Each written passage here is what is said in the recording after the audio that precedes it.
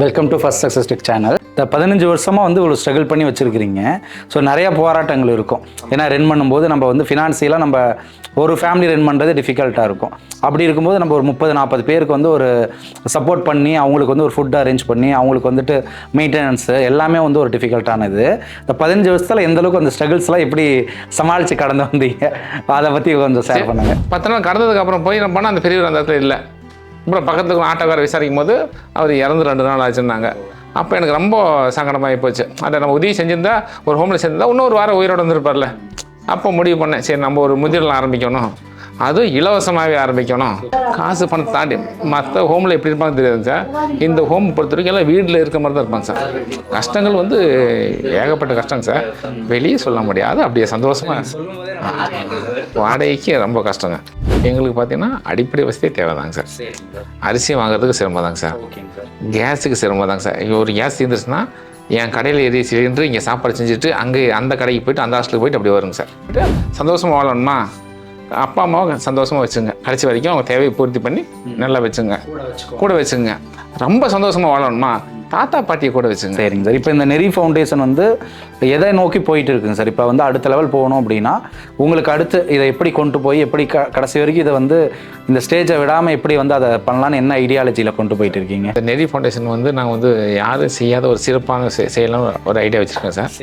என்னன்னா, நம்ம ஈரோட்டில் மட்டும் இதை ஆரம்பிச்சிருக்கிறேன். இது வந்து தமிழ்நாடு முழுக்க எல்லா ஊர்லேயும் எனக்கு வைக்கணும் ரொம்ப ஆசைங்க. அந்த தமிழ்நாடு முழுக்க வைக்கிறதும் இலவசமாக வைக்கணும்னு எனக்கு ரொம்ப ஆசைங்க சார்.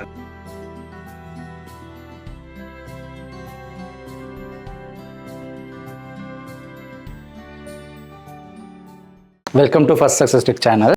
ஸோ நம்ம பொதுவாக பார்த்தோம் அப்படின்னா ஒவ்வொரு இயருக்கும் வந்துட்டு ஒரு ஆர்ஃபனேஜ் சர்வீஸ் பண்ணுறது உண்டு. ஸோ ரெகுலராக எனக்கு பிடிச்ச ஒரு ஓல்டேஜ் ஆர்ஃபனேஜ் அப்படின்னா நம்ம ராமகிருஷ்ணன் சாரோட ஆர்ஃபனேஜ் தான். ஏன்னா அவர் வந்து ஒரு தனி ஒரு பர்சனாக வந்துட்டு ரொம்ப வருஷமாக வந்துட்டு ஆர்ஃபனேஜ் வந்து ரன் பண்ணிகிட்டு இருக்காரு. அவரோட நிறைய செலவுகள் பண்ணி அவர் சொந்த உழைப்பால் எவ்வளோ முயற்சி பண்ணி வந்து நிறைய பேருக்கு சப்போர்ட் பண்ண முடியுமோ பண்ணுறாரு. ஸோ இப்போ இருக்கக்கூடிய காலகட்டத்தில் பார்த்தோம் அப்படின்னா நம்ம வீட்டில் இருக்கக்கூடிய பெரியவங்களே வந்துட்டு பார்த்துக்க முடியாமல் வெளியே தான் போய் சேர்த்துறோம். ஆனால் நம்ம சார் பார்த்தோம் அப்படின்னா கம்ப்ளீட்டாக வந்துட்டு அவர் நிறைய பேர்த்த வந்து ஆதரவு கொடுத்து அவங்கள பாதுகாத்து அவங்கள வந்துட்டு அரவணைச்சு அவங்களுக்கு வந்துட்டு ஃபுல் சப்போர்ட் வந்து பண்ணி கொடுக்குறதுங்கிறது ரொம்ப ஒரு பெரிய விஷயம். ஸோ சமூக சேவை அப்படிங்கிறது எல்லாராலையும் பண்ணிட முடியாது. ஸோ சில பேர் மட்டும்தான் வந்துட்டு அதால் பண்ணக்கூடிய ஒரு மனப்பான்மை வந்து எல்லாத்துக்கும் வருது. ஏன்னா ஒரு சின்ன ஒரு உதவி வந்து ஒரு 100 ரூபா யாருக்காவது கொடுக்கணும்னா கூட செய்யணுமா அப்படின்னு யோசிக்கக்கூடிய காலகட்டம் மாதிரி இப்போ வந்துட்டு எதுவுமே வந்து செய்ய முடியாத அளவுக்கு மனிதர்களோட இது வந்து சேஞ்ச் ஆயிடுச்சு. அப்படி இருக்கும்போது இப்போ இருக்கக்கூடிய இந்த 2026 காலகட்டத்தில் ஒரு ஆர்ஃபனேஜை ரன் பண்ணுறதுங்கிறது ஒரு ஈஸி கிடையாது. அவர் ஒரு தனி ஒரு பர்சனாக யாரோட சப்போர்ட்டும் இல்லாமல் பெருசாக ஃபண்டு வந்து எதுவும் வராமல் கூட இன்ன வரைக்கும் ஸ்ட்ரகிள் பண்ணி வந்து நிறைய பேருக்கு சப்போர்ட் பண்ணிட்டு இருக்காரு. ஸோ அவரை பற்றி தான் அந்த வீடியோவில் பார்க்க போகிறோம். Welcome Ramakrishnan sir. ரொம்ப நன்றிங்க. ஓகே, என்னோட பேர் வந்து ராமகிருஷ்ணன். நான் இது வந்து பார்த்திங்கன்னா நெறி ஃபவுண்டேஷன் சொல்லிட்டு ஆரம்பிச்சிருக்கிறேன். இது எதுக்காக ஆரம்பிச்சேன்னா, ஒரு 16-17 வருஷம் 20 வருஷம் பேக் சைடில் வந்து ஒரு மரத்தடியில் எப்பயும் ஒரு பெரியவர் உட்காந்துட்டு இருப்பார். அந்த பெரியவருக்கு ஏதாச்சும் உதவி செய்யணும் எனக்கு ஒரு எண்ணம் இருக்கும். அப்புறம் அது மழையிலையும் வெயிலையும் போகும்போதெல்லாம் பார்ப்பேன், அந்த நினைச்சிட்டே இருப்பார். சரி ஏதாச்சும் ஒரு இல்லத்தில் சேர்த்துலாம் கொண்டு போய் சேர்த்துட்டு கொண்டு போனேன். அங்கே கொண்டு போய் மாதம் பணம் யார் கொடுப்பான்னு கேட்டாங்க. அப்புறம் பணங்களா இல்லாதவங்கள்ட்ட எப்படி பணம் இருக்கும்? அப்போ நான் சொன்னேன், இந்த இருக்கிறவன்ட்ட வாங்கிக்கிங்க, இல்லாதவங்களுக்கு ஒரு சாப்பாடு போடுங்கன்னு. அவங்க யோசிக்காமல் என்ன பண்ணிட்டாங்க, அதை நீங்களே இருக்கிறவன்ட்ட வாங்கிக்கிங்க, நீங்களே இல்லாதவங்களுக்கு போடுங்கன்னாங்க. அப்புறம் சரிங்க சொல்லிட்டு திரும்பி அவர் கொண்டு போய் பஸ் ஸ்டாப்பில் உட்கார வச்சுட்டு நான் அங்கேயே விட்டுங்களா இங்கேயே விட்டான்னு கேட்டேன். அவர் சொன்ன ஒரே பதில் சொன்னால், நான் பிச்சைக்காரன் தாங்க, ஒரு 2 நாள் போயிடுவேன்ட்டார். அப்போ திரும்பி 2 நாள் கண்டு அதே மாதிரி அந்த மரத்தடியில் போய் உட்காந்துட்டார். எனக்கு அந்த பெரிய பார்க்கும்போது வரும்போது அந்த மனிதனுக்கு உதவி செய்ய முடியலன்னு எனக்கு ஒரு ஆதங்கம் இருந்துச்சு. அப்புறம் சரி பார்த்துட்டா ஒரு 10 நாள் அப்படியே கடந்துச்சு. 10 நாள் கடந்ததுக்கப்புறம் போய் நம்ம பண்ணால் அந்த பெரியவர் அந்த இடத்துல இல்லை. அப்புறம் பக்கத்துக்கு ஆட்டோக்கார விசாரிக்கும் போது அவர் இறந்து 2 நாள் ஆச்சுருந்தாங்க. அப்போ எனக்கு ரொம்ப சங்கடமாகி போச்சு. அதை நம்ம உதவி செஞ்சுருந்தா, ஒரு ஹோமில் செஞ்சிருந்தா இன்னொரு வாரம் உயிரோடு வந்துருப்பார்ல. அப்போ முடிவு பண்ணேன், சரி நம்ம ஒரு முதிரில் ஆரம்பிக்கணும், அதுவும் இலவசமாகவே ஆரம்பிக்கணும், காசு இல்லாதவங்களுக்காக யாரும் நம்மளே இருக்கலாம்னு சொல்லி அன்றைக்கி ஆரம்பித்தேன் நெறி ஃபவுண்டேஷன். ஒருத்தருக்காக ஆரம்பித்தேன். இன்றைக்கி ஹோமில் வந்து 25 பேர் இருக்கிறாங்க. ஒருத்தர் 2 பேரில் 25 பேர் இருக்காங்க. 15 வருஷமாக ஆரம்பிச்சிருக்கேன். எல்லாம் இலவசமாக தான் இருக்கிறாங்க. Super sir. இந்த 15 வருஷமாக வந்து ஒரு ஸ்ட்ரகிள் பண்ணி வச்சுருக்கிறீங்க. ஸோ நிறையா போராட்டங்கள் இருக்கும். ஏன்னா ரன் பண்ணும்போது நம்ம வந்து ஃபினான்சியலாக நம்ம ஒரு ஃபேமிலி ரன் பண்ணுறது டிஃபிகல்ட்டாக இருக்கும். அப்படி இருக்கும்போது நம்ம ஒரு 30-40 பேருக்கு வந்து ஒரு சப்போர்ட் பண்ணி அவங்களுக்கு வந்து ஒரு ஃபுட் அரேஞ்ச் பண்ணி அவங்களுக்கு வந்துட்டு மெயின்டெனன்ஸு எல்லாமே வந்து ஒரு டிஃபிகல்ட்டானது.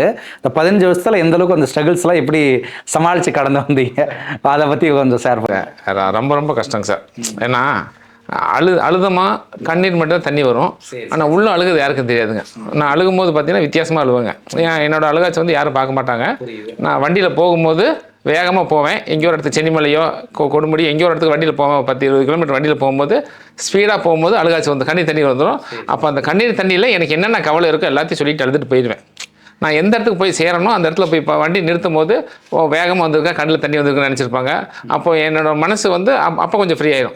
அழுகும் போது யாருக்கும் தெரியாது. இன்றைக்கி வரைக்கும் நான் அழுகிறது ஹோமில் இருக்கிறவங்களும் பார்க்க மாட்டாங்க, என் மனைவி எங்கள் அம்மா யாரும் பார்த்துருக்க மாட்டாங்க. நான் அழுகிறதே தெரியாது. ஆனால் ரொம்ப கஷ்டம். கொஞ்சம் இல்லையா, நிறைய பேர் திட்டு வாங்கியிருக்கேன் சார். வாடகை கொடுக்க முடியாமல் ஏன் வாடகை கொடுக்காம இதுக்கு காலி பண்ணிடு, உன்னாலே உதவி செய்ய முடியல, எதுக்கு அப்படி செய்கிறேன். ஆனால் இது வரைக்கும் இவங்கள்ட்ட எந்த கஷ்டத்தை காமிச்சதில்லை. அப்போ மல்லிகை கடையில் காசு கொடுத்து ஜாமான் வாங்க முடியாமல் கஷ்டப்பட்டுருக்கேன். அப்புறம் அவங்க சின்ன பையன் மட்டும் கேட்பாங்க, சத்தம் போடுவாங்க, சரி தராங்க. ஆனால் நான் என்ன, நம்ம ஸ்பான்சர் கடவுள் தான் ஸ்பான்சர். நான் என்ன நினைக்கிறேன்னா, ஒருத்தர்கிட்ட போய் உதவி கேட்கும் போது அவங்க ஒரு தடவை செய்யும்போது சந்தோஷமாக செய்வாங்க. 2வது தடவை கேட்கும்போது 2வது கேட்க நல்லா பழகினவங்களே அப்படி தாங்க வந்துருங்க. அதெல்லாம் என்ன பண்ணால் கடவுளை மட்டும் தான் மையம் வச்சு பயணிக்கிறேன். நிறைய பேர் கேட்பாங்க, எங்க இத்தனை வருஷம் நடத்துறீங்களே, எத்தனை பேர் ஸ்பான்சருங்க. இப்போ நீங்கள் ஒருத்தர் தான் வருஷம் வர முதல் ஸ்பான்சர் எங்களுக்கு. அப்போ என்னன்னா, நீங்கள் வந்து கடவுள் கொடுத்த கிஃப்ட் தான். நானும் உங்களை வந்து சந்திச்சு சார் உதவி செய்யுங்கன்னு கேட்டதில்லை. அது நீங்கள் ஆமாம், இப்போ நீங்கள் செய்யும்போது என்னென்னா, எப்பயுமே கேட்காம செய்கிறது கடவுள் தாங்க, கேட்டு செய்கிறது தான் மனிதன். இப்போ நீங்கள் கேட்காம செய்யும்போது உங்களை வந்து நான் கடவுளாக தான் எப்பயும் நினைக்கிறேன். இல்லை எப்பயுமே மனதார செய்யும்போது திருப்திங்க சார். ஏதோ செய்கிறோங்கிறதுக்கு இல்லாமல் செஞ்சே ஆகணும். ராமகிருஷ்ணன் வர அங்கேயும் போய் அப்படி சொல்கிறீங்க இல்லையா. அப்போ என்னென்னா, இங்கே இருக்கிறவங்க அத்தனை பேருமே சொந்த பந்தம்லாம் இருக்கிறவங்க தாங்க சார். இப்போ அந்த சொந்த பந்தத்துக்கு இவங்க வந்து கஷ்டப்பட்டு கடினமாக உழைச்ச மனிதர்கள் தான் இங்கே இருக்கிறவங்க. ஆனால் அந்த சொந்த பந்தம் இன்றைக்கி வந்து இவங்களால் முடியலைங்கிறனால அவங்கள ஏற்றுக்க முடியல. இவங்களோட பொருளாதாரத்தை மட்டுமே வாங்கின சொந்தம் இவங்க முடியாத போது அந்த மனிதனால எனக்கு எந்த உதவி இல்லைன்னு சொல்லி கொண்டு விட்டவங்க தான் இங்கே. அப்போ வந்து என்னென்னா, நீங்களும் வந்து பார்க்கும்போது அவங்க ரொம்ப சந்தோஷப்படுவாங்க. ஏன்னா காசு பணத்தை தாண்டி ஒரு அன்பு. இவங்க இத்தனை பேர் அன்புக்காக தான் இயங்கிட்டு இருக்காங்க சார். காசு பண்ண நீங்கள் எவ்வளோ கொடுத்தாலும் அது பெருசாக இல்லை. இப்போ நீங்கள் வந்து விசாரிச்சிருப்பாங்க இல்லையா, இப்போ இந்த குழந்தைய பார்க்கும்போது அவர் எந்திரிச்சு வந்து அவர் ரொம்ப மகிழ்ச்சிங்க. அவருக்கு அழுதுருவார். இந்த குழந்தைய கொஞ்சம் போது அவருக்கு மனசில் 1008 கவலை இருக்குமா சார். அந்த கவலையை வந்து இந்த குழந்தை ஒரு சிரிப்பு போய்க்கிறோம். இப்போ நீங்கள் வரும்போது நாங்கள் இருக்கிறோம் அப்படி சொல்லும் போது ரொம்ப சந்தோஷப்படுவாங்க சார். இது வந்து காசு பணத்தை தாண்டி மற்ற ஹோமில் எப்படி இருப்பாங்க தெரியாது சார். இந்த ஹோம் பொறுத்த வரைக்கும் எல்லாம் வீட்டில் இருக்க மாதிரி தான் இருப்பாங்க சார். இங்கேருந்து அவங்க சொந்தக்காரங்க கூட்டிகிட்டு போனாலும் போக மாட்டாங்க. இந்த ஹோம்லேருந்து அவங்க சொந்தக்காரர் வாங்க உங்களை கூட்டிகிட்டு போய் நான் வச்சுக்கிறேன்னு சொல்லி போனாலுமே இங்கே இருக்கவங்க போக மாட்டாங்க. கிடைக்காது. கண்டிப்பாங்க சார். இது வந்து ஹோம் மாதிரி வச்சுருக்க மாட்டாங்க சார். ஒரு வீடு மாதிரி தான் இருக்கும். கடைசி காலகட்டத்திலங்க சார், இளமையில் வந்து வறுமை ரொம்ப கொடுமையாக இருந்துங்க, முதுமையில் தனிமை ரொம்ப கொடுமையாக இருந்துங்க சார். முதுமையில் நம்ம ரொம்ப நிறைய வலி வேதனைகள் இருக்கும். கண்டிப்பாங்க சார். ஆனால் வலியோட உடல் வலியும் நம்மளுக்கு நிறைய நோய் ரொம்ப ஜாஸ்தியாக இருக்குங்க சார். எல்லாமே சேர்ந்து நம்ம இருக்கும்போது நம்ம யாராவது ஒரு சப்போர்ட் பண்ணாத நம்மளுக்கு ஒரு நல்ல ஒரு கண்டிப்பாங்க சார். இங்கே இருக்கிறவங்க அத்தனை பேர்த்துக்கும் தன்னம்பிக்கை ஜாஸ்திங்க சார். அப்படி அது இருக்கலாம் சார். ஆனால் என்னன்னா, ஒவ்வொருத்தரும் பார்த்தீங்கன்னா ஒவ்வொருத்தரும் சாதித்த மனிதர் தான். என்கிட்ட இருக்கிறவங்க அத்தனை பேருமே இளமை காலத்தில் சாதித்த மனிதர்கள் மட்டும்தான் இருக்கிறாங்க. ஆனால் இன்னைக்கு என்ன தெரியுங்களா, அன்னைக்கு இருக்கிற சாதனைகள் வந்து இளமை ஆரோக்கியமாக இருந்துச்சு. இன்னைக்கு ஏதோ சின்ன குறைபாடு வந்தோடனே அந்த மனிதன் பட்ட நல்லது இருக்கு இல்லையா, அதை நிறைய பேர் மறந்துட்டாங்க. நாம் சும்மா கொஞ்ச காலத்திலே மறந்துட்டோம் சார். கண்டிப்பாங்க சார். இல்லை நிறைய பேர் கேட்பாங்க, இது எப்படி நடத்துறீங்க, ஃபண்டு எங்கேருந்து வருது, வெளிநாட்டிலேருந்து வருதா? எல்லாத்தையுமே இல்லை நிறைய பேர் என்ன கேட்குறாங்க சார். நான் யார்ட்டையும் கேட்கறது இல்லைங்கனால அவர் ஏன் திறமை கேட்கறது இல்லை, அவர்கிட்ட பணம் நிறையா இருக்குது. நீங்கள் யாரையும் டிஸ்டர்ப் பண்ணாலும் விட்டுறீங்க, அவங்களே சார். உதவி நம்ம இது வந்து கடவுளுக்காக செய்கிறேன் சார். கண்டிப்பாக. நான் கடை வச்சிருக்கேன், கால் வச்சு கடை வச்சிருக்கேன்னா அது ஊருக்கே தெரியும், அது விளம்பரம் பண்ணுவேன், பிஸ்னஸ் அது. ஆனால் இது வந்து பிஸ்னஸ் இல்லையா சார். இது வந்து கடவுளுக்கு செய்கிற மனசு இருக்கு இல்லையா. இப்போ நம்ம நல்லது செய்யணும், 4 பேருக்கு தெரியணும்னா என்ன வேணால் செய்யலாங்க. நான் நல்லது அப்போ தான் நல்லவன் நம்புவாங்க. கடவுள் நம்ம அப்படி இல்லைங்க, மனசை மட்டும் தான் பார்ப்பாங்க. அந்த மனசார செய்கிறானா பார்ப்பாங்க. நம்ம கடவுளுக்கு எதுவும் செய்யணும் இல்லையா. கை நல்லா படிச்சிருக்காரு, புத்தி நல்லா கொடுத்துருக்காரு. இது வந்து குறிப்பிட்ட காலம் தான் எனக்கு இது வேலை செய்யணும் எனக்கு தெரியும். இந்த கை காலம்லாம் இன்னைக்கு எனக்கு வேலை செய்யும், நாளைக்கு வேலை செய்யாமல் போகலாம். கண்டிப்பாக சொல்ல முடியாதா சார். இந்த இவர் பேர் சங்கருங்க. இவர் பார்த்தீங்கன்னா சுமை தூக்கி அங்கே மார்க்கெட்டில் விசாரிக்கும் போது ஒரு மூட்டையை ஒத்த கையில் தூக்கிட்டு போகிறாங்க சார். 2 பேரும் சேர்ந்து தூக்குற மூட்டையை ஒரு மூட்டையை ஒருத்தர் தூக்குவார். அந்த மாதிரி இன்னைக்கு வந்து அந்த கை வேலை செய்ய போயிடுச்சு. இன்னைக்கு நாளைக்கு வந்து எனக்கு எந்த சூழ்நிலை போயிடலாம். அப்படி போகக்கூடிய சூழ்நிலை வந்தாலுமே ராமகிருஷ்ணன் ஒரு 100 பேத்துக்கு நல்லது செஞ்சான்னு ஒரு பேர் இருக்கணும் சார். அவன் இளமை காலத்தில் இன்னைக்கு வரைக்கும் நான் செய்யாத யாரும் இந்த ஊரில் யாரும் செய்யலைங்க சார். இன்னைக்கு மத்தியானம் ஒரு வேளை சாப்பாடு 100 பேத்துக்கு இலவசமாக கொடுக்குறோம் சார். ரோட்டமாக இருக்கிறவங்களுக்கு வாரத்தில் 3 நாள் கொடுக்குறாங்க. நம்ம ஏரியாவில் இருக்கிற வயசானவங்களுக்கு ஒரு 3 நாள் கொடுக்குறாங்க. ஆமாம், கொடுக்குறேங்க சார். அது ஏன் கொடுக்குறோன்னா அந்த கொரோனா டைமில் வந்து எல்லாத்துக்கும் சாப்பாடு ஊருக்கே சாப்பாடு கொடுத்தாங்க சார். அப்புறம் வந்து அந்த கொரோனா டைம் முடிஞ்சதுக்கப்புறம் பார்த்தீங்கன்னா வயதான பாட்டி ஒரு 2-3 பேர் வந்தாங்க, சாப்பாடு கிடைக்குன்னு சொன்னாங்கன்னாங்க. அப்போ பாட்டிமா ஒரு 3 பேருக்கு செய்ய முடியாது, ஒரு 10 பேர் தான் செஞ்சு தரேன்னே. சும்மா அந்த பாட்டிக்கு சொல்கிறதுக்காக ஒரு வார்த்தை சொன்னேன். அடுத்த நாள் 10 பேர் ரெடி பண்ணிட்டு வந்துட்டாங்க. அது பாட்டிகள்லாம் கூட்டு வந்தாங்க. அப்போ சரி 10 பேர்த்த ஏமாற்றி என்ன பண்ண போகிறோம். நீங்கள் அந்த 10 பேர்த்த ஏமாற்ற கூட முடிவு பண்ணி நீங்கள் 100 பேர் இருக்காங்க சார். தாத்தா பாட்டி மட்டும்தான். இது பார்த்தீங்கன்னா இது வந்து ஏன் சந்தோஷத்துக்காக செய்யணும். ஆமாம், என்னன்னா காசு சம்பாரிச்சா நிறைய பேத்துக்கு தெரியுங்க சார், வசதியாக வாழும்போது. ஆனால் புண்ணியம் சம்பாரிச்சோன்னா யாருக்கும் தெரியாது. தன் சன்னதி நல்லா வளரும் போது கண்டுபிடிச்சிக்கலாங்க. நம்ம அப்பா எதோ செஞ்சிருக்காரு, நம்ம தாத்தா எதோ செஞ்சிருக்காங்க, ஊர் 1000 பேசுங்க. இந்த காதில் வாங்கி அந்த காதை விட்டுறணும். எப்பயுமே அந்த காய்க்கிற மரத்து மேலே கல் அடிப்படணும்னு சொல்லுவாங்க. காய்க்காத மரத்து மேலே யாரும் கல் வீச மாட்டா, எதுவும் பண்ண மாட்டாங்க. யார் ஒருத்தர் சமூக சேவை நல்லது செய்கிறாங்களோ அவங்க பேர் தான் தேவையில்லாத விமர்சனங்கள் தேவையெல்லாம் வரும். ஆமாங்க, இப்போ இந்த ஏரியா ஃபுல்லாக யார்த்தையும் அந்த உதவி இன்னைக்கு வரையும் கேட்டது இல்லைங்க சார். ஏன் கேட்டது இல்லைன்னா இவங்க இதை வச்சு எதை சொல்லுவாங்களோ அப்படி கேட்டால் தான் சொல்லுவாங்க. அதான் யார்ட்டையும் கொடுக்குறத நான் சந்தோஷம் வாங்கிப்பேன். ஆனால் நானும் இது வரைக்கும் கேட்டது இல்லைங்க சார். கஷ்டங்கள் வந்து ஏகப்பட்ட கஷ்டங்க சார், வெளியே சொல்ல முடியாது. அப்படியே சந்தோஷமா வாடகைக்கு ரொம்ப கஷ்டங்க, ஸ்ட்ரகிள் பண்ணி தான் பண்ணணும். அது இல்லாமல் கேஸுக்கு ரொம்ப ஸ்ட்ரகிளுங்க சார். அப்புறம் கரண்ட் பில்லுக்கும். ஏன்னா உணவு வந்து இப்போ ஒருத்தர் நம்ம வீட்டில் சமைக்கும் போதே ஒரு 4 பேர்த்துக்கு சமைக்கும் போதே நம்ம அடிக்கடி தீந்துடும். கண்டிப்பாக. இப்போ ஒரு 30 பேருங்கிறப்ப நம்ம அந்த உணவும் ரெடி பண்ணணும், வாடகையும் ரெடி பண்ணணும், மற்ற பராமரிப்புக்கு இத்தனையும் நம்ம பார்க்கணும். சாப்பாடு கூட கடன் சொல்லி வாங்கிடலாங்க சார். ஆமாம், இந்த மளிகை கடை கொண்டு அப்போ கொடுத்தா அப்புறமேட்டு கொடுத்தாலும் வாங்கிக்கலாம். கரண்ட் பில்லுக்கு சொல்ல முடியாது, வாடகை கரண்ட் பில் வாடகை சொல்ல முடியாது. வாடகை என்னன்னா ஒரு மாதம் கொடுக்கலாம் கூட அவங்க என்ன பிரச்சனை தெரியாது. டக்குன்னு நிறுத்த முடியலையா, நமக்கு கஷ்டமா இருக்கு நடத்துறதுக்கு. ஆமாங்கன்னா காலி பண்ணிடுங்க. அவங்க அந்த மனப்பான்மையில தான் இருக்கு. காலி பண்ணா அவங்க வேற இடத்து வாடகை அவங்க வாடகை பிரச்சனை இல்லை, அவங்களுக்கு வாடகை வந்தால் போதும் அப்படி நினைக்கிறாங்க. அதெல்லாம் வந்து அந்த சொல்லுக்கு விடுறதில்ல. அப்போ அதெல்லாம் பார்த்தீங்கன்னா இந்த காலிஃபட் சில்லி கடை இருக்குங்களா கொஞ்சம் ஜமாளிச்சுக்கேன் சார். இங்கே ஹோம்ல இருக்கிற அத்தனை பேர் ஆளுக்கு ஒரு வேலை செய்வாங்க சார். ஸோ என்னென்ன வந்து சப்போர்ட் வந்து நீங்கள் உங்களுக்காக என்னென்ன வேலைக்கு சார்? இப்போ காலிஃப்ளவர் கடை ஒன்று போட்டிருக்கீங்க. காலிஃப்ளவர் கடை சார். நான் அப்புறம் மேஜிக் ஷோ. நான் மேஜிஷியன் சார். நான் ஓகே மேஜிக் ஷோ பண்ணுறேன். மேஜிக் ஷோ பண்ணுறதுனால கிடைக்கிற வருமானங்க சார். மேஜிக் ஷோ போகும்போது சில பேர்த்த நான் கூட்டிகிட்டு போவேன். ஓகே நம்ம ஆர்ஃபனேஜ் சப்போர்ட்காக வருவாங்களா? சப்போர்ட்டுக்கு இல்லை, நம்ம என்ன பண்ணுறோம் தெரியும், சமுதாயத்துக்கு தெரியும். சமுதாயத்துக்கு தெரியும். நான் எதுக்கு தெரியுதுக்கானா நான் இந்த மாதிரி முதலில் வச்சு நடத்துறேங்கிறதுக்காக பெருமைக்காக ஒன்றும் இல்லை. உங்கள் தாத்தா பாட்டியில் நீங்களே வச்சுக்கணுங்கிறதுக்காக சொல்லுவோம். மெசேஜ் சொல்ல போவாங்க. சரி வாழ்க்கையில் சந்தோஷமா அவங்கள சொல்லி அந்த மெசேஜை கொடுப்பாங்க சார்.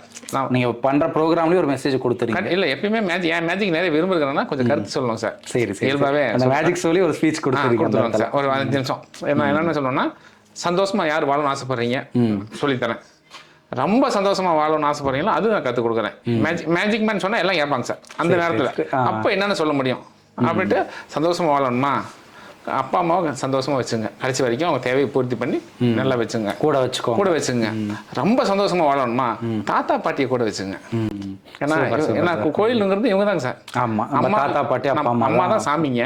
அந்த அம்மா உருவாக்குன்னு தாத்தா பாட்டி, அவங்கள மறந்துடும். சாமியை மட்டும் வச்சுக்கிட்டு அவங்களை உருவாக்குனது அவங்க தான். கரெக்ட். எந்த வீட்டில் தாத்தா பாட்டி அப்பா அம்மா நல்லா சந்தோஷமா வச்சுருக்காங்களோ அந்த குடும்பம் செழிப்பா இருக்கும்.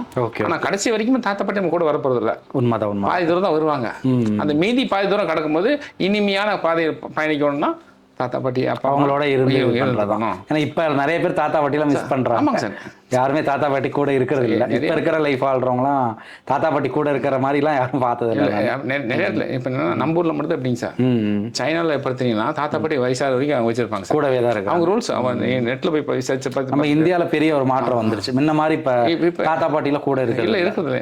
நம்ம காசை நோக்கி பயணிச்சாச்சா வாழ்க்கையில, மணியை நோக்கி பணம் சம்பாதிக்கிறது நோக்கி பயணம் வந்து மேற்கொள்றாங்க. அன்பு கடந்து போயிருச்சுங்க சார். அன்புங்கிறது நிறைய பேர் மறந்துட்டாங்கன்னே சொல்லலாம். இல்லை அது மறந்ததுனால தாங்க சார் என்னோட பேர் வந்து நெறி ஃபவுண்டேஷன் வச்சிருக்கேன். இருக்குங்க. நெறின்னா ஒரு ஒழுக்கத்தின் அடையாளங்க சார். ஆமா கண்டிப்பா. ஒரு மதிப்பு, பெரியவங்களுக்கு எப்படி மதிப்பு, ஒரு ஒழுக்கமா ஒரு நெறியோட. ஆமாங்க, வாழ்க்கை நெறிமுறையோட வாழணும் சொல்லுவாங்க. அந்த பேராச்சும் வாயில் நுழைய, உயிரோட ஜீவன் இருக்கட்டும் தான் அந்த நெறி ஃபவுண்டேஷன் வச்சாங்க. எந்த காலம் மாறினாலுமே அந்த ஒழுக்கம் நெறியை வந்து நம்ம பேர்ல வந்து வச்சிருக்கலாம் அப்படின்னு. இன்னைக்கு வரைக்கும் சார் நம்ம ஹோம் வந்து 15 வருஷம் வச்சிருக்கோம் சார். இந்த ஹோம்ல பாத்தீங்கன்னா இந்த 15 வருஷத்துல 18 பேர் இறந்துருக்காங்க. அதுல ஒருத்தர் 2 பேர் வந்து உடம்பு வாங்கிட்டு போயிருக்காங்க சொந்தக்காரங்க. மீதி எல்லாத்துக்கும் நான் தனி ஒரு அந்த இறுதி சடங்கு பண்ணுவாங்க. அப்ப பார்க்கும்போது இங்க ஒருத்தர் சொந்தக்காரெல்லாம் வந்திருந்தாங்க சார். ஒருத்தர் இறந்துட்டாரு, அவர் சொந்தம் வந்தாலும் இங்க பக்கத்துல இருக்கான்னு சொல்லி டக்குன்னு ஒரு 50-60 பேர் வந்துட்டாங்க. சரி சரி. அப்ப எனக்கு சந்தோஷம்னா நம்ம இறந்ததுக்கு திரும்பி வந்திருக்காங்களே. சரி, ஆம்புலன்ஸ் சொல்லியாச்சு. எல்லாம் வந்து ஆம்புலன்ஸ் வந்து அந்த மயானத்துக்கு எடுத்துட்டு போறாங்க. எடுத்துட்டு போகும்போது வண்டி ஸ்டார்ட் பண்ணி ஆம்புலன்ஸ் போகுது. நான் பின்னாடி வரேன், பின்னாடி யாராச்சும் வருவான் திரும்பி பார்த்தா யாரும் வரல. எல்லாம் அங்கங்க நின்றுட்டாங்க. அது கடைசி வரைக்கும் வருவான்னு பார்த்தா யாருமே வரல. அப்ப திரும்பி நான் ஒண்டியா தான் போனேன். புரியுது. நேரம் பார்க்கும்போது அப்பதான் நினைச்சேன், சரி நம்ம கடவுள் வந்து ஏதோ ஒரு காரணத்துக்காக நம்ம படைச்சிருக்காரு.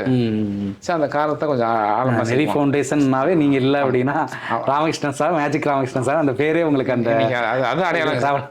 எனக்கு நிறைய உயிரோட்டம். என்னை கௌரவப்படுத்துறதுக்கு ரொம்ப சந்தோஷம். ஏன்னா வந்து அந்த சமூக சேவைக்கான விருது கொடுத்து எங்களை சந்தோஷப்படுத்துறீங்க. கண்டிப்பா. அப்ப எந்த உங்களுக்கு தான் இது கொடுக்கணுமே சார். சமூக சேவைகள்லாம் இவன் நம்மளுக்கு தான் நிறைய கொடுத்து உத்வேகப்படுத்தினா அவங்க இன்னும் ஒரு 500 பேருக்கு செய்வாங்க. கண்டிப்பா அவங்களுக்கு ஒரு மோட்டிவேஷனா இருக்கும். இப்போ நீங்க இவ்வளவு சேவை செய்யறீங்க, ஒரு ஐடென்டிட்டி கிடைக்குங்கிறதுக்கு தான் என்னால முடிஞ்ச ஒரு இது பண்ணேன். இல்லைங்க சார், நீங்க கொடுத்த அந்த அவார்டு, அந்த போட்டோஸ் பாத்தீங்கன்னா எங்களை சந்தோஷத்தோட உச்சக்கட்டத்துக்கு கொண்டு போச்சுங்க. சரி. என்னன்னா நீங்க கோடிக்கணக்கில் பணம் கொடுத்திருந்தாலும் அந்த சந்தோஷம் எனக்கு கண்டிப்பா. உங்களுக்கு ஒரு சின்ன ஒரு ஐடென்டிட்டி கிடைச்ச மாதிரி ரொம்ப சந்தோஷங்க. என் குடும்பத்துல அதை வாங்கிட்டு என் பையன் அதை கழுத்துல மாட்டிட்டு 2 நாளா ஸ்கூல்ல வந்து கழுத்தாம போயிட்டு வந்தாங்க சார். அந்த மெடல் போட்டுட்டுங்க. போட்டு 2 நாள் ஃபுல்லாங்க ஸ்கூல்ல அப்பா வாங்கினதுன்னு சொல்லிட்டு அது அவங்க கழுத்துல போட்டு தான் அந்த போட்டோ எடுத்தாங்க. ஓகே. அந்த ஸ்கூல்ல அந்த தேவதைங்க போட்டுருந்தீங்களா, தங்க தேவதை போட்டு அந்த போட்டோ எடுத்துட்டு அந்த அவார்டு அந்த சீல்ட போட்டோ காட்டியும் காலையில போகும்போது எடுத்து மாட்டினவன், தம்பி கழட்டி தம்பி வேணாம் தம்பி, சரிப்பா அங்க போய் கழட்டிக்கிறேன்னு சொல்லிட்டு ஸ்கூல்ல சாயங்காலம் வரைக்கும் அது கழுத்து. அது ஒரு ஆர்வம், சந்தோஷங்க எல்லாத்துக்கும் முன்னாடி காட்டும் போது. அப்புறம் தம்பி கழட்டிடு தம்பி அப்படின்னு சரிப்பா கழட்டி வச்சுட்டான். அடுத்த நாள் சத்தமெல்லாம் பேக்ல வச்சுட்டு ஸ்கூல் கூப்பிடுறாங்க, ஸ்கூல்லேயே போட்டு சுத்திட்டு இருக்காங்க சார். சரி. அப்ப நினைச்சேன், சரி அவன் வந்து அது சந்தோஷத்தை எதிர்பார்க்கறான். ஆமா, அப்ப நம்மளுக்கு அவங்களுக்கு ஒரு திருப்தி, இதெல்லாம் கிடைச்ச சந்தோஷம், கிடைச்ச சந்தோஷம். அடுத்த கை தட்டி பாராட்டி வாங்கும்போது அவன் இப்பதான் ஃபர்ஸ்ட் பாக்குறான். சின்ன பையன் இப்பதான் 5 வயசு முதல்ல பாக்குறதுனால அவன் ரொம்ப சந்தோஷப்படுறாங்க. சூப்பர். இங்க இருக்கிறவங்களுக்கு ரொம்ப சந்தோஷம் சார். என் ஹோம்ல எனக்கு ரொம்ப சந்தோஷம். உங்களுக்கு கொடுத்தாலும் எனக்கு ரொம்ப மகிழ்ச்சி. ஃபேமிலி எல்லாம் எப்படி சார்? ஃபேமிலி எல்லாம் சப்போர்ட் எப்படி மேனேஜ் பண்றாங்க, பேலன்ஸ் பண்றீங்க ஃபேமிலியோட மேனேஜ் பண்றதெல்லாம்? எனக்கு என்னன்னா ஆசைப்படாத மனைவிங்க சார். அது கிடைச்சது பெரிய கடவுளுக்கு. அவங்க வந்து ஃபுல் சப்போர்ட்டா தான் இருக்காங்க. என்னன்னா நான் சம்பாரிச்சு இவ்வளவு செலவு பண்ணும்போது ஏன் பண்றதுன்னு கேட்கறது இல்லைங்க. இது வரைக்கும் கேட்டதில்லை சார். எனக்கு இது வாங்கி கூட அது வாங்கி கூட இன்னை வரைக்கும் எந்த ஒரு எக்ஸ்பெக்டேஷனும் கேட்டது இல்லைங்க சார். நம்ம இந்த சேவைக்கு தான் அதிகம் வந்து உத்வேகம் கொடுக்குறாங்க. என்னன்னா இப்போ ஏதோ பண்றாங்கல்ல, இப்போ என்ன பார்க்கும்போது லைன்ஸ் கிளப்ல ஜேசி பெரிய மனிதரை சந்திக்கிறாங்க. பார்க்கும்போது இவர் ஏதோ பண்றாரு அவங்களுக்கு தெரியுது. இது வரைக்கும் எனக்கு நண்பர் கிடையாது சார்.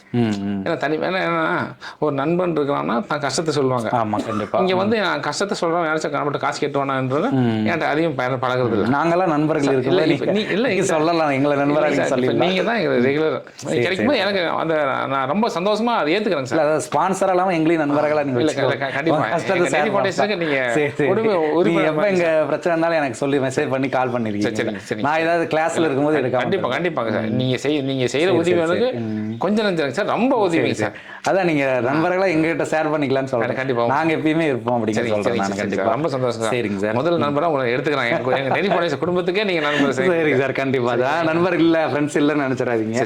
நாங்கெல்லாம் இருக்கும்போது அந்த மாதிரி இது பண்ணுவோம். குழந்தைங்களா என்ன பண்றாங்க சார்? குழந்தை ஒருத்தர் 7வது படிக்கிறாங்க சார், ஒருத்தர் 2வது படிக்கிறாங்க. சரி சார். ஆண் குழந்தை 2 பேருமே? 2 பசங்க சார். 2 பேருமே பசங்க தான். சரி சரிங்க. ஒருத்தர் சிலம்ப பயிற்சி பண்ணிட்டு இருக்காங்க சார். ஒருத்தர் 2 வருஷம் போயிட்டு. சூப்பர். தன்னம்பிக்கை வரட்டும்.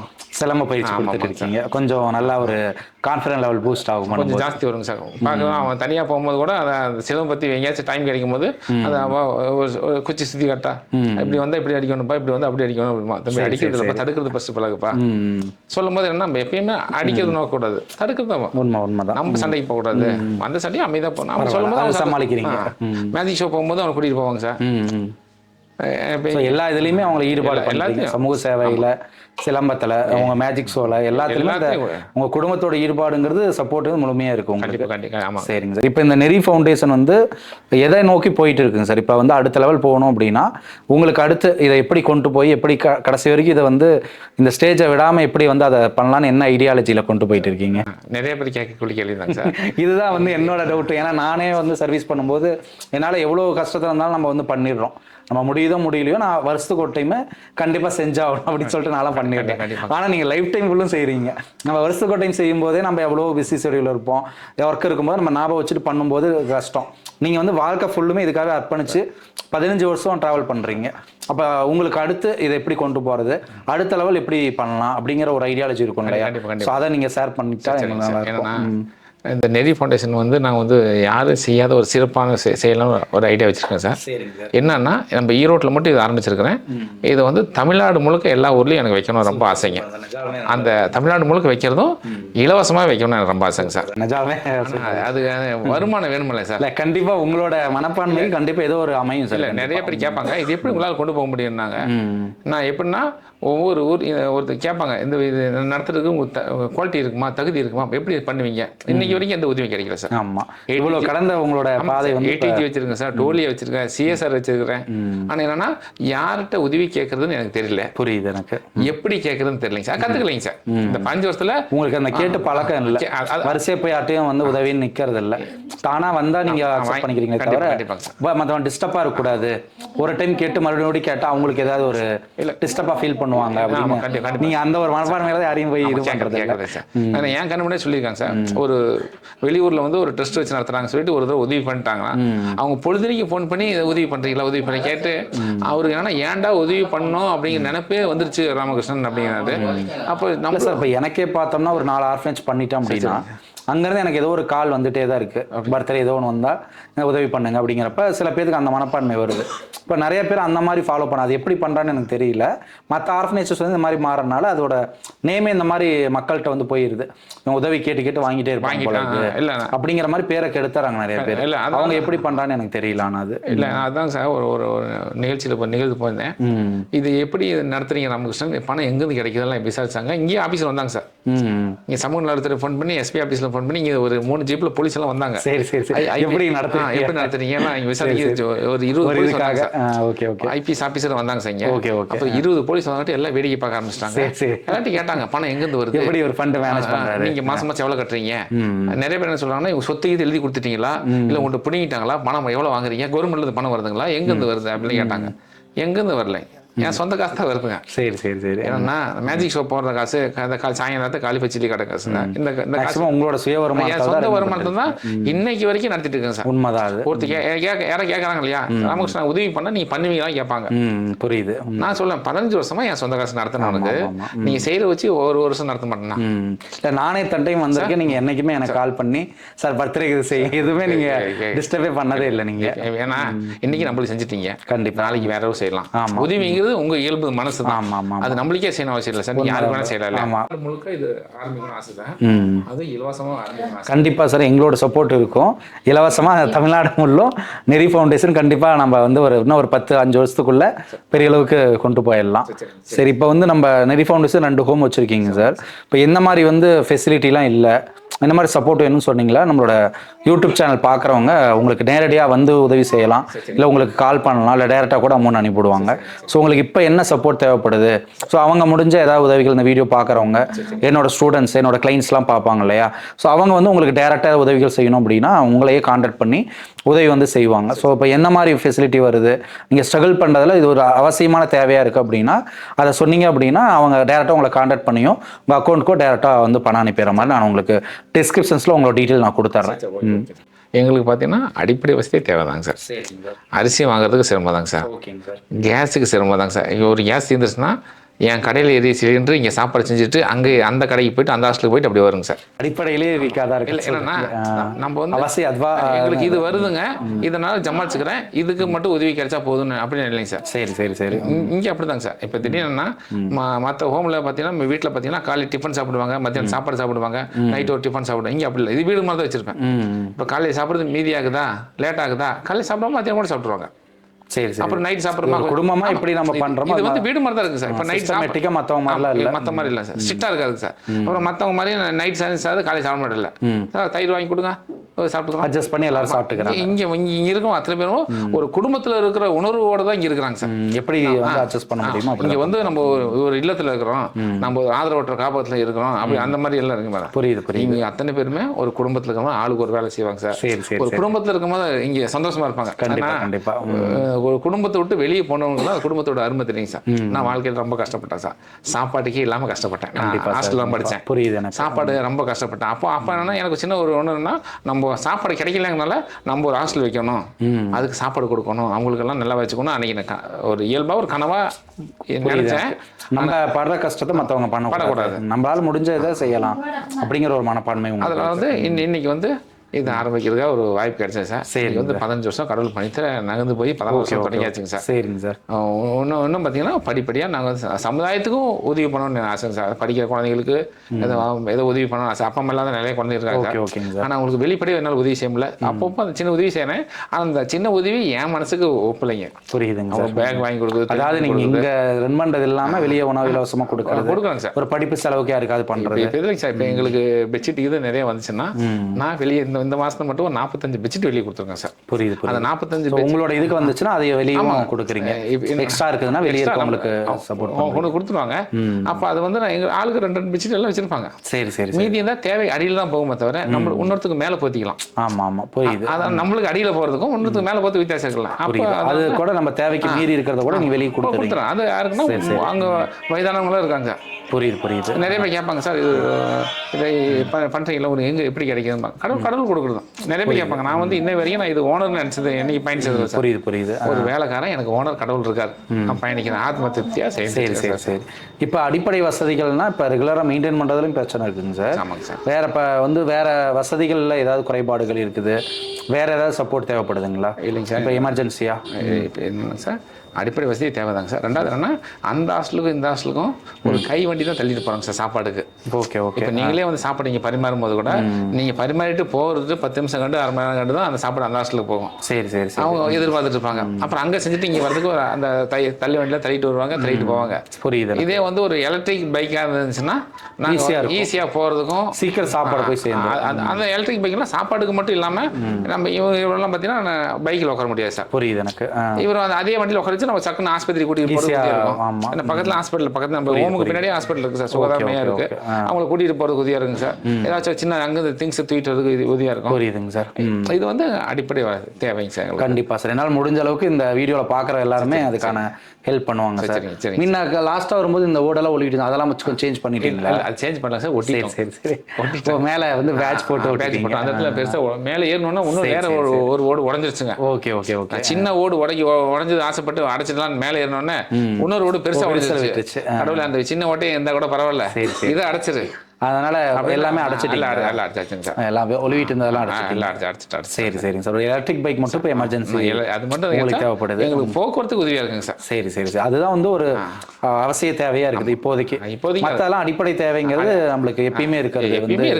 எப்பயுமே இருக்குது. அது வந்து சப்போர்ட் பண்றது எப்ப வேணாலும் அவங்க பண்ணிக்கலாம். ஆமாங்க சார். அவங்க விருப்பப்பட்டு எந்த விருப்பப்பட்டு எந்த உதவி செஞ்சாலும் எங்களுக்கு ரொம்ப சந்தோஷம் தான். கண்டிப்பா சார். இது வேணும் அது வேணும் அப்படி ஒரு டிமாண்டா நீங்களாம் இது பண்ணல. ரன் பண்ணிட்டு இருக்கோம், ஸ்ட்ரகிள் பண்றோம்.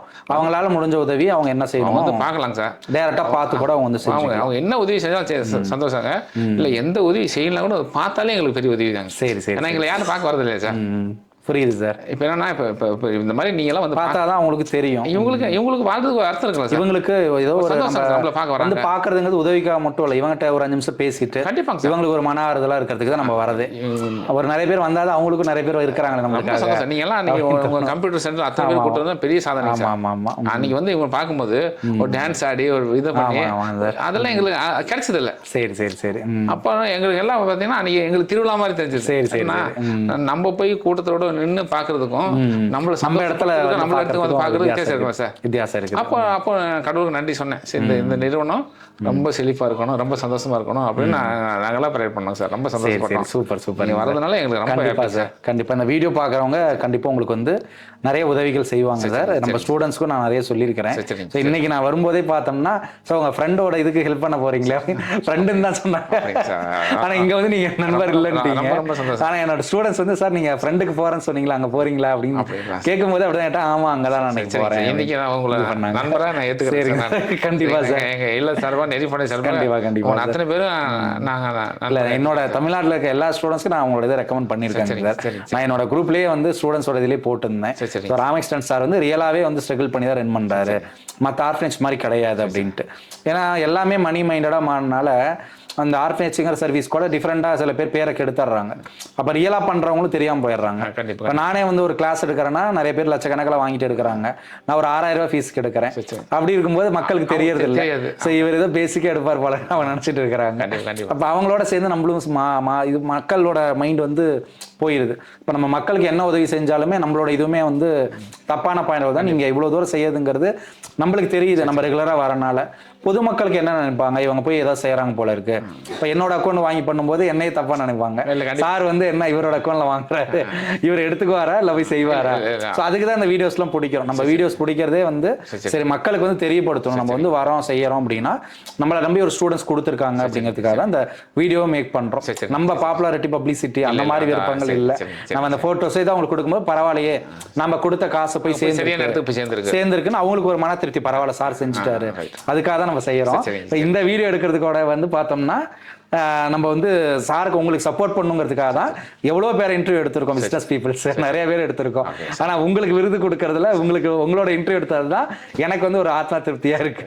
இவ்வளோ பேர் மக்கள் வந்து நான் சந்திச்சிருக்கேன். ஆனால் உங்களை மாதிரி வந்து ஒரு ஏன்னா என்னோட இயற்கை சுபாவமே வந்துட்டு இருந்தால் மற்றவங்களுக்கு செய்யணும் அப்படிங்கிறது தான். என்னால் முடிஞ்ச உதவி நான் எப்பயுமே செஞ்சுட்டு இருக்கேன். ஒவ்வொரு ஆர்ஃபனேஜ் வந்து ஒவ்வொரு இயர் ஒவ்வொரு டைம் ஃபெஸ்டிவல் வரும்போது எப்பெல்லாம் என்னால் முடியுமோ அப்பெல்லாம் போய் நான் செய்யறதுங்கிறது என்னோட வழக்கம். ஆனால் நான் வந்ததுலேயே அதிக வந்து வந்த ஒரு ஓல்டேஜ் ஆர்ஃபனேஜ்னா அது ராமகிருஷ்ணன் சார் உங்களோட ஆர்ஃபனேஜ் தான். ரொம்ப நன்றிங்க சார் உங்களை சந்திச்சதில். கண்டிப்பாக மறுபடியும் நாங்கள் வருவோம். என்னோட ஸ்டூடெண்ட்ஸ் என்னோட கிளைண்ட் டீம்லாம் வந்து இந்த வீடியோவில் பார்த்து தெரிஞ்சுக்குவாங்க. அவங்கள இன்னைக்கு விட்டுட்டு வந்துட்டேன். அவங்க எதிர்பார்ப்பாங்க சார் விட்டு போயிட்டாருன்ட்டு. சார் வேலை நான் கண்டிப்பாக ஆஃபீஸ் போனோன்னே கேட்டதாக சொல்கிறேங்க சார். மறுபடியும் வந்து நம்ம சந்திப்போங்க சார். எல்லாத்தையும் பார்த்ததில் மகிழ்ச்சி. கண்டிப்பாக ரொம்ப நன்றிங்க சார். மறுபடியும் நம்ம பார்ப்போம். ஓகேங்களா? தேங்க்யூ.